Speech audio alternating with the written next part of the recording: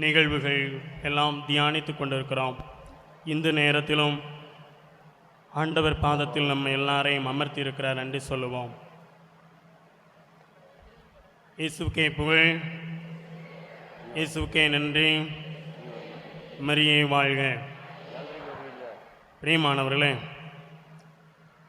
ஒரு அரசன் இருக்கிறார்.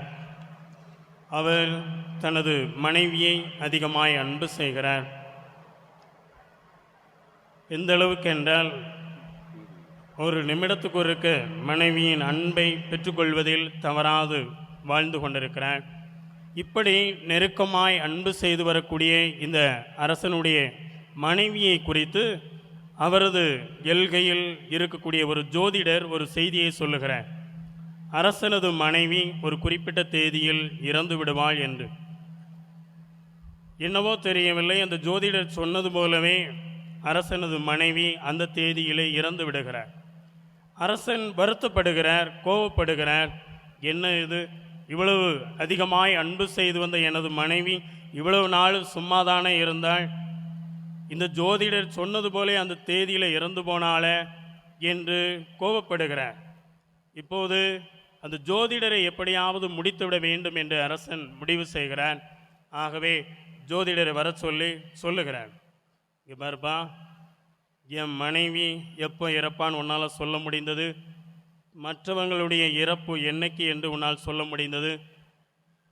உனது இறப்பு எப்போது என்று உனக்கு சொல்ல முடியுமா என்று கேட்கிறார். அப்போ இந்த ஜோதிடர் பயந்த வண்ணமாய், நம்மை கொல்லத்தான் இவர் ஏற்பாடு செய்கிறார் என்பதையெல்லாம் புரிந்தவாறு அவர் சொல்லுகிறார், எனக்கு தெரியும் எனது இறப்பை குறித்தும் என்று சொல்லுகிறார். அரசன் ஆச்சரியப்படுகிறான். என்னைக்கு நீ இறப்பாய் என்று கேட்கின்ற போது, நீங்கள் இறப்பதற்கு 3 நாளைக்கு முன்னால் நான் இறப்பேன் என்று சொல்லுகிறேன். அப்போ தான் அரசன் ஆச்சரியப்படுகிறான். ஐயோ, இவனை கொண்டுட்டா அடுத்த 3 நாளில் நம்மளும் செத்து போயிடுவோம் போல என்று சொல்லி அவனை விட்டு விடுகிறான். பிரியமானவர்களே, இப்படி இந்த ஜோதிடர் அரசனிடத்தில் விவரமாக பேசியது ஞானம் என்று யதார்த்தவாதிகள் புரிந்து கொள்ளுவார்கள். ஆனால் இன்று நாம் திருப்பலியின் போது வாசிக்க கேட்ட 2 வாசகங்களிலுமே வித்தியாசமான ஒரு ஞானத்தையும், நம் பாதுகாவலர் கூடியேற்பது புனித அந்தோணியாரிடம் இருக்கக்கூடிய ஞானத்தையும் நாம் வித்தியாசமாக பார்க்க இந்த நாளிலே அழைக்கப்படுகின்றோம். இந்த சாலமோன் மன்னனாகின்ற போது ஆண்டவருக்கென்று ஆலயம் இல்லாது இருக்கின்றது. கிபயோன் பகுதியிலே தொழுகை கூடத்திலே போய் பலி செலுத்துகிறார். அங்கு 1000 பலி கடவுளுக்கு செலுத்தியிருக்கிறார் என்று இந்த நாளிலே வாசிக்க கேட்டோம். அங்கு படுத்து தூங்கி கொண்டிருந்த போது கடவுள் அவரிடத்தில் உனக்கு என்ன வேண்டும் கேள், தருகிறேன் என்று சொன்னபோது இந்த சாலமோன் மனதிலே நிரம்பி மேலோங்கி இருந்த எண்ணம் என்ன? எண்ணி கணிக்க முடியாத அளவு உமது பிள்ளைகள் மக்கள் எனது எல்கையிலே ஆட்சியிலே இருக்கிறார்கள்.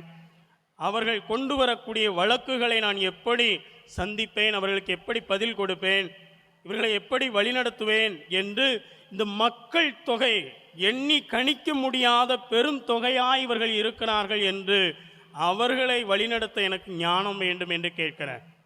அப்போ இவருக்கு நீண்ட ஆயுளையோ, இவ்வளோ மக்களுக்கு தேவையான பொருள் கொடுப்பதற்கு எனக்கு பணத்தையோ எதையுமே செல்வத்தையோ கேட்காதவர், இந்த மக்களை நல்வழிப்படுத்துவதற்கு, மக்கள் கொண்டு வரக்கூடிய வழக்குகளுக்கு தகுந்த நீதியை கொடுப்பதற்கு தேவையான ஞானத்தை கேட்டார். அவற்றையும் கூடுதலாக தேவையானதையெல்லாம் கடவுள் கொடுத்தார் என்றுதான் இன்னைக்கு நம்ம முதல் வாசகத்திலே திருப்பலியின் போது வாசிக்க கேட்டிருக்கிறோம். அப்படி கடவுள் கொடுத்த ஞானத்தை இந்த சாலமோன் எப்படியெல்லாம் பயன்படுத்தி இருக்கிறார் என்பதையும் இன்று வாசிக்க கேட்ட இந்த முதல் வாசகத்திற்கு அடுத்த பகுதியிலே பார்க்கிறோம். 2 விலை மாதர் பெண்கள் இந்த அரசனிடத்தில் வருகிறார்கள். ஒரு பெண் சொல்லுகிறாள், மன்னா, நாங்கள் இருவருமே ஒரே அறையில்தான் குடியிருக்கிறோம். எனக்கு குழந்தை பிறந்த 3 நாட்களுக்கு பிறகுதான் இவளுக்கு குழந்தை பிறந்தது. ஆனால் என்னவோ தெரியவில்லை, இரவு தூங்கும்போது இவள் உருண்டு பிறண்டு இவளுடைய குழந்தை மீது கடந்து இருக்கிறாள். அந்த குழந்தை இறந்து விடியும் போது நான் பார்த்தால் அவளது குழந்தை, இறந்த குழந்தை என் பக்கத்தில் இருக்கிறது, இப்போது உயிரோடு இருக்கிறது எனது குழந்தை என்று சொல்லுகிறாள். ஆனால் இன்னொரு பெண், இல்லை இல்லை அது எனது குழந்தை என்று சண்டையிடும் போது இவர் யோசிக்கிறார், வாள் கொண்டு வர சொல்லி குழந்தையை 2ஆக 2 பேருக்கும் பாதி பாதியாக எனக்கு கொடு என்று சொல்லுகின்ற போது இந்த குழந்தையின் உண்மையான தாய் சொல்லுகிறாள், வேண்டாம், என் குழந்தை அவளிடமே கொடுத்தாலும் பரவாயில்லை, உயிரோடு இருப்பதே எனக்கு போதும் என்று சொல்லும்போது உடனே கண்டுகொண்டார் சாலமோன். அவளுக்கு சரியான தீர்ப்பை கொடுக்கிறார், குழந்தையை உரிய தாயிடம் கொடுக்கிறார். இந்த ஒரு சின்ன நிகழ்வுதான் அன்று படுத்திருந்த போது கடவுள் கேட்ட போது பெற்றுக்கொண்ட ஞானத்தின் அடையாளம். இது மட்டுமல்ல, அதே அரசர்கள் முதல் நூலிலே 10ஆம் அதிகாரத்திலே பார்க்கிறோம். சேபா நாட்டு அரசி இந்த சாலமோனின் ஞானத்தை கேள்விப்பட்டு பல பிரச்சனைகள் அவளது நாட்டில் இருக்கிறது, பல குழப்பங்களோடு இந்த சாலமோன் அரசனிடத்திலே விவரம் கேட்க வருகிறார், ஆலோசனை கேட்க வருகிறார். அப்படி வருகின்ற போது இந்த அரண்மனையை பார்க்கிறாள். அங்கு எல்லாரும் பணியாளர்கள் அணிந்திருக்கக்கூடிய ஆடை, அவர்கள் நடக்கின்ற விதம், இந்த அரசிக்கு பணிபுரிந்த விதம், உணவு பரிமாறிய விதம், இவற்றை மட்டுமே கண்ட பிறகு இந்த சேபா நாட்டு அரசி முடிவுக்கு வருகிறாள். ஆகா, நான் கேள்விப்பட்டதில் கொஞ்சம் தானே கேள்விப்பட்டிருக்கிறேன், இங்கு இவ்வளவு பார்க்கிறேனே, இந்த சாலமோனுக்கு உண்மையிலேயே நிறைய ஞானம் இருக்கிறது என்று அவள் கண்டுகொள்கிறாள். பிரியமானவர்கள், இப்படி அரசர்கள் நூல் முழுவதும் பார்த்து கொண்டே போகலாம் எத்தகைய ஞானம் இந்த சாலமோன் அரசன் கொண்டு இருந்தார் என்று. ஆனால் நம் ஆண்டவர் இயேசுவும் இன்று வாசிக்கிற நற்செய்தியிலே பார்க்கிறோம். இந்த ஞானத்தை இன்று யதார்த்தமான உலகிலே பலர் சொல்லலாம், தனித்து தியானம் செய்கின்ற போது இத்தகைய ஞானத்தை பெற்றுக்கொள்ளலாம் என்று. அது உண்மைதான். படுத்து தூங்கும்போது நமது அக உறுப்புகள் குறிப்பிட்ட சதவீதம் தான் ஓய்வு பெறுகின்றன. ஆனால் தனிமையில் தியானம் செய்கின்ற போது அக உறுப்புகள் 30% ஓய்வு பெறுகின்றன. ஞானத்தை பெற அதுவும் ஒரு வழி என்றெல்லாம் நாம் அறிவியல் பூர்வமாக பார்க்கின்றோம். இவற்றில் ஒன்றைத்தான் நம்ம ஆண்டவர் இயேசுவும் பணி வாழ்வின் போது இடையிடையே தனிமையை தேடி சென்றார். தன் தந்தை கடவுளோடு ஒன்றித்திருப்பதோடு நில்லாமல் தனது ஞானத்தை புதுப்பித்துக் கொள்வதையெல்லாம் பார்க்கின்றோம். இன்னைக்கு சீடர்களும் மக்களிடத்தில் சென்று பல வகையான பணிகளை எல்லாம் செய்து முடித்து திரும்பிய போது ஆண்டவர் இயேசு அந்த சீடர்களிடத்திலும் சொன்னது, தனிமையில் போங்க என்று. களைப்பாய் இருப்பீர்கள், உண்ணக்கூட உங்களுக்கு நேரம் இல்லாமல் பணிகளை செய்திருக்கிறீர்கள் என்று. ஆனால் இயேசுவுக்கு தனித்திருப்பது பிடிக்கும், தனிமையாய் இருந்து தியானிப்பதினால் ஞானம் பெற்றுக்கொள்வோம் என்பது தெரிந்திருந்த போதிலும் மக்கள் பெரும் திரளாய் ஆயனிலா ஆடுகள் போல் தன்னை சூழ்ந்து வந்து கொண்டு இருக்கிறார்கள் என்று தெரிந்தவுடனே அவர்கள் நோக்கி திரும்புகிறார். இதுதான் அவரது ஞானம். சாலமோனும் கூட தன்னை பற்றி சிந்திக்காமல், தன் அரண்மனையில் பணி செய்யக்கூடிய பணியாளர்கள் எவரையும் சிந்திக்காமல், நாடு முழுவதும் இருந்த எண்ணி கணிக்க முடியாத பெரும் தொகையாக இருக்கக்கூடிய இந்த மக்களை குறித்து சிந்தித்ததாலேயே இந்த ஞானத்தை பெற்றார். நம் ஆண்டவர் இயேசுவும் அப்படித்தான்.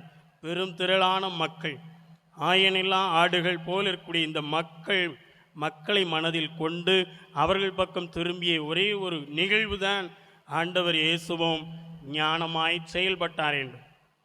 நம் பாதுகாவலர் கோடியேற்பது புனித அந்தோனியாரும் ஞானத்தால் நிரம்பியவர் என்று எப்படி பார்க்க முடிகிறது? அவருடைய செயல்கள் எது இவர் ஞானத்தோடு செய்தார் என்று இன்று அமர்ந்திருக்கூடிய நமக்கு சுட்டி காட்டி கொண்டிருக்கிறது. பிரியமானவர்களே, நான் திருப்பலியின் போது சொன்னேன், தூய பவுல் கொரிந்தியருக்கு எழுதிய முதல் மடலிலே 31வது வசனத்திலே சொல்லுகிறார், கடவுளின் ஞானமாய் பிறந்தவர் நம் ஆண்டவர் இயேசு.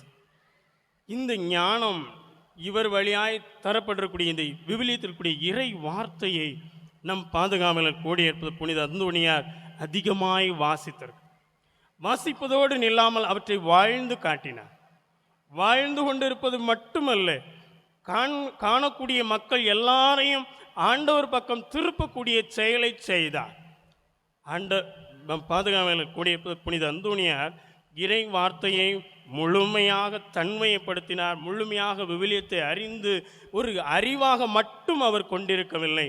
இந்த அறிவை பயன்படுத்தி தவறான புரிதல் கொண்டிருக்கக்கூடியவர்களுக்கு நல்ல புரிதலை ஏற்படுத்தி அதுவரை அறியாதிருந்த ஆண்டவரிடத்தில் அவர்களை கொண்டு வரக்கூடிய பணியை நிறைவே செய்தார்.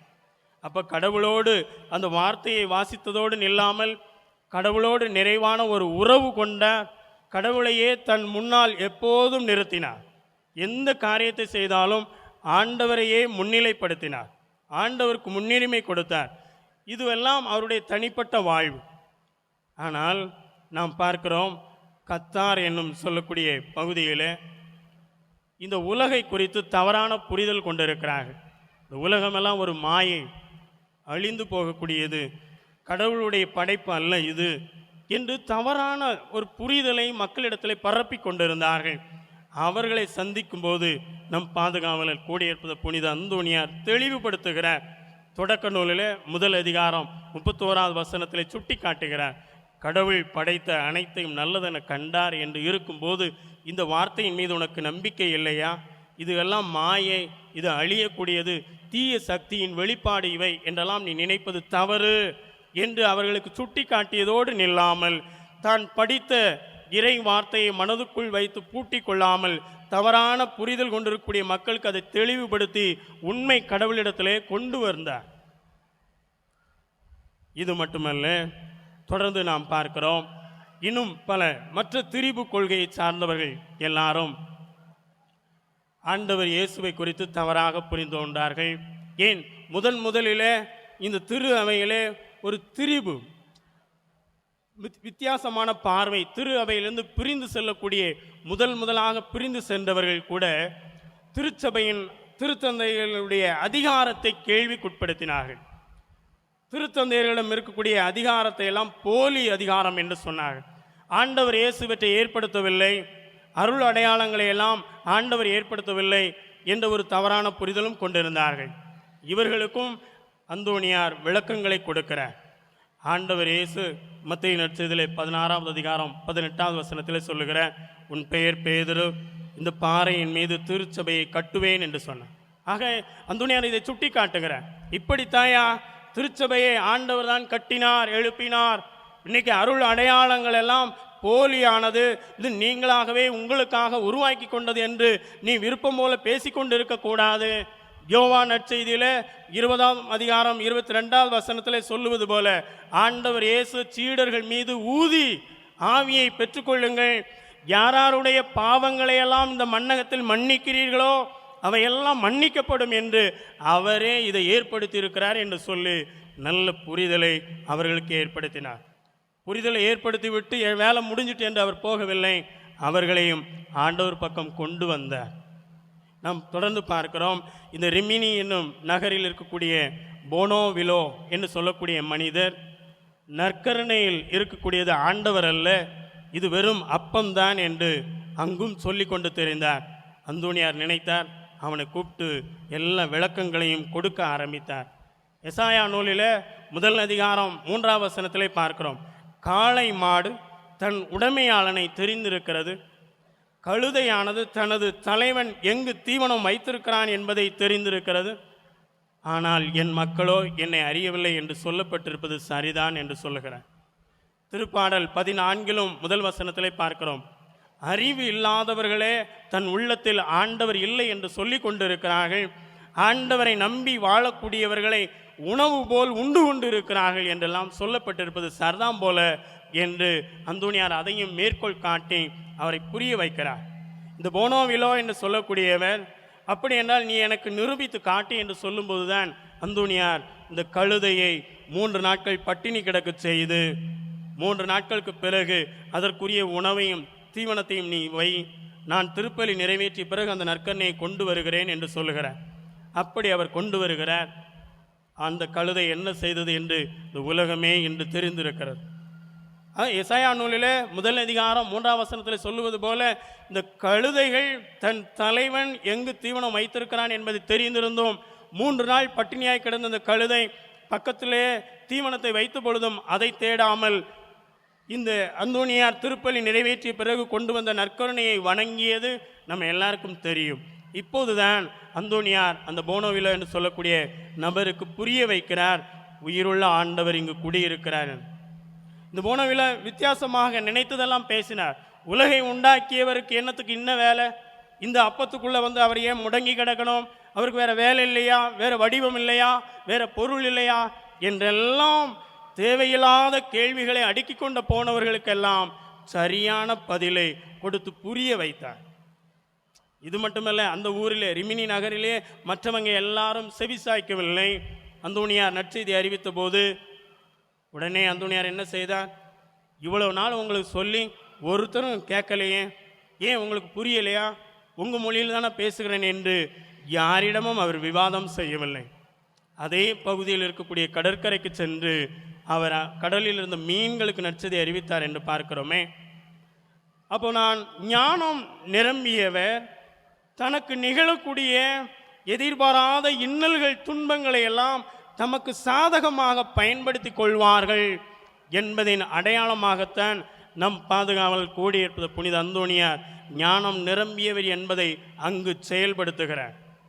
படைப்பிற்கெல்லாம் நற்செய்தியை பறைசாற்றுங்கள் என்று சொன்னாரே, இதை மனதில் கொண்டு இந்த மக்கள் செவிசாய்க்காவிடில் என்ன, கடலில் இருக்கக்கூடிய மீன்களுக்கு என்னால் அறிவிக்க முடியும் என்று சொல்லி அந்த மீன்கள் கூட தலையை தூக்கி கொண்டு செய்தியை கேட்கக்கூடிய அளவுக்கு மீன்கள் புரிந்து கொள்ள விதத்தில் இந்த நற்செய்தியை சொல்லக்கூடிய அளவுக்கு இவர் வளர்ந்திருக்கிறார், பக்குவம் அடைந்திருக்கிறார்.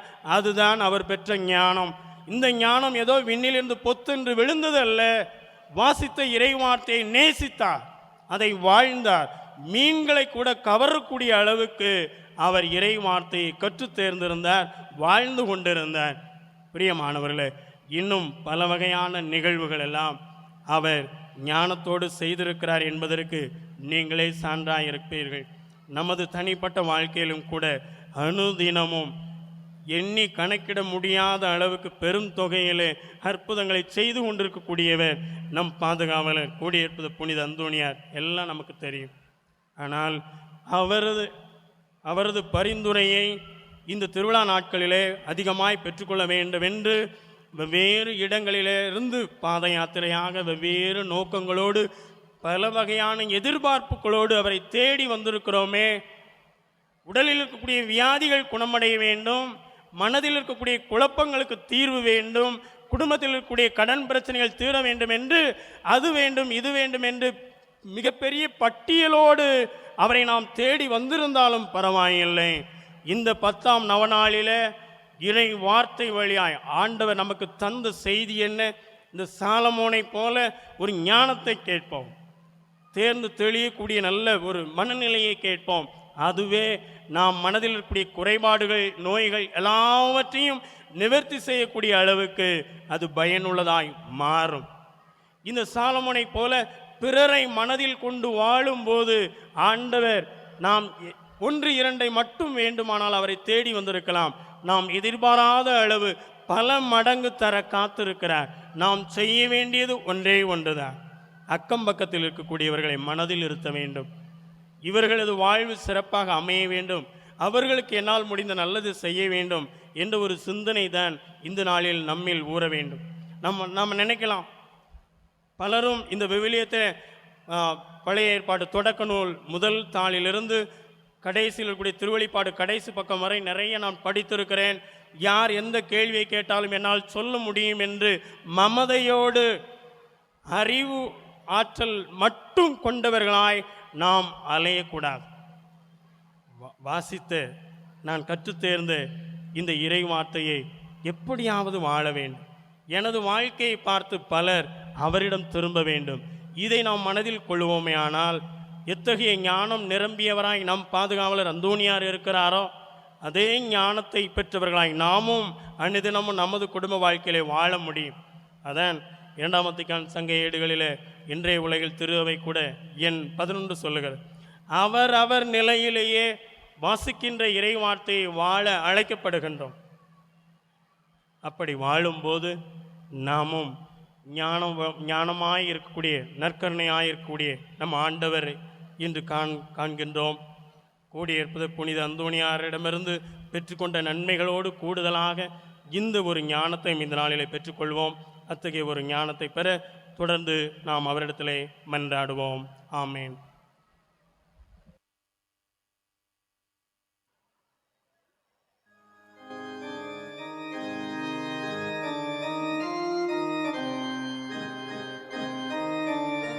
அன்பு நிறைந்த குழந்தைகளே, அனைவரும் அப்படியே எழுந்து நிற்போம். இதோ நம் ஆண்டவரை நாம் புகழ்ந்து பாடி அவருடைய ஆராதித்து இதோ அவரது பாதத்திலே நிறைவான ஆசீர்வாதத்தை பெற்றுக்கொள்ள இருக்கிறோம்.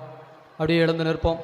இதோ இன்றைக்கு ஆண்டவருடைய பாதத்திலே எவ்வளவு விண்ணப்பங்களை நம்முடைய அன்பு குழந்தைகள் தூய் அந்தோணியாருடைய சொந்தங்கள் அந்தோணியாருடைய பாதத்திலே எடுத்திருக்கிறார்கள். இதோ அந்தோணியார் நமக்கு எல்லா நன்மைகளையும் தருவார், நமக்காக ஜெபிக்கிறார்கள் என்று சொல்லி இந்த புளியம்பட்டி தூய் அந்தோணியாருடைய திருத்தலத்திலே இன்று மட்டும் இத்தனை விண்ணப்பங்கள் நமக்கு விண்ணப்ப படிவங்களாக கொடுக்கப்பட்டிருக்கின்றன. ஆண்டவருடைய அன்பு நிறைந்த குழந்தைகளே, இந்த மாலை பொழுது ஆசீர்வாதத்தின் பொழுதாக, நிறைவின் பொழுதாக, உன்னதத்தின் பொழுதாக நமக்கு கொடுக்கப்பட்டிருக்கிறது.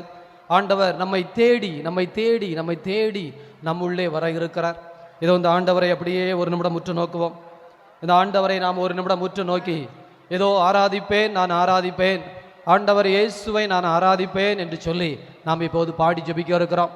அவரை ஆராதித்த குழந்தைகளாக, அவரை அன்பு செய்த குழந்தைகளாக, அவரை அரவணைக்கின்ற குழந்தைகளாக ஏதோ நாம் அப்படியே நமது மத்தியிலே எடுத்துக்கொண்டு வர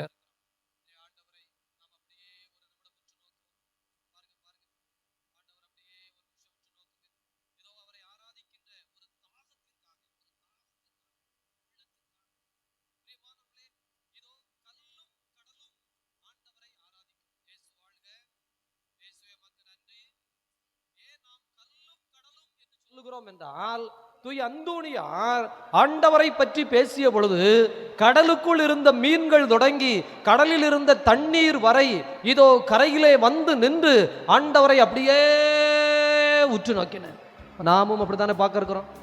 அப்ப நம்ம ஆண்டவரை, அவருடைய பிள்ளைகளாகிய நாம் இதோ பார்க்கிற பொழுது ஆண்டவர் இதோ மகிழ்கிறார். எனவே அவரது பாதத்திலே நமது விண்ணப்பங்களை எடுத்து சொல்ல, ஆராதிப்பேன், நான் ஆராதிப்பேன் என்கின்ற பாடலை நாம் இப்போது பாடி ஆராதிப்போம்.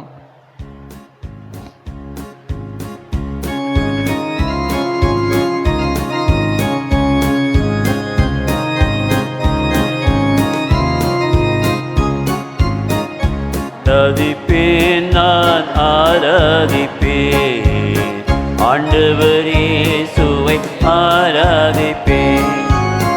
ஆராதிப்பேன், நான் ஆராதிப்பேன், ஆண்டவர் இயேசுவை ஆராதிப்பேன். ஆராதிப்பேன், நான் ஆராதிப்பேன், ஆண்டவர் இயேசுவை ஆராதிப்பேன். ஆராதிப்பேன், நான் ஆராதிப்பேன், ஆண்டவர் இயேசுவை ஆராதிப்பேன். நல்லவரே உம்மை ஆராதிப்பேன், வல்லவரே உம்மை ஆராதிப்பேன். நல்லவரே உம்மை ஆராதிப்பேன், வல்லவரே உம்மை ஆராதிப்பேன். ஆராதிப்பேன், நான் ஆராதிப்பேன், ஆண்டவர் இயேசுவை ஆராதிப்பேன்.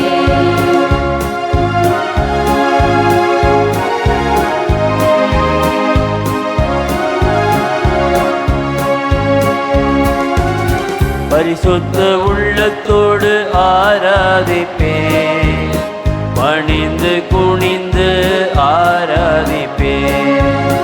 பரிசுத்த உள்ளத்தோடு ஆராதிப்பேன், பணிந்து குனிந்து ஆராதிப்பேன். ஆராதிப்பேன், நான் ஆராதிப்பேன், ஆண்டவர் இயேசுவை ஆராதிப்பேன். ஆவியிலே உம்மை ஆராதிப்பேன், உண்மையிலே உம்மை ஆராதிப்பேன். ஆவியிலே உம்மை ஆராதிப்பேன், உண்மையிலே உம்மை ஆராதிப்பேன். ஆராதிப்பேன், நான் ஆராதிப்பேன், ஆண்டவர் இயேசுவை ஆராதிப்பேன். தூதர்களோடு ஆராதிப்பேன், ஸ்தோத்திர பலியோடு ஆராதிப்பேன். தூதர்களோடு ஆராதிப்பேன், ஸ்தோத்திர பலியோடு ஆராதிப்பேன். ஆராதிப்பேன், நான் ஆராதிப்பேன், ஆண்டவர் இயேசுவை ஆராதிப்பேன். காண்பவரே உம்மை ஆராதிப்பேன், காப்பவரே உம்மை ஆராதிப்பேன்.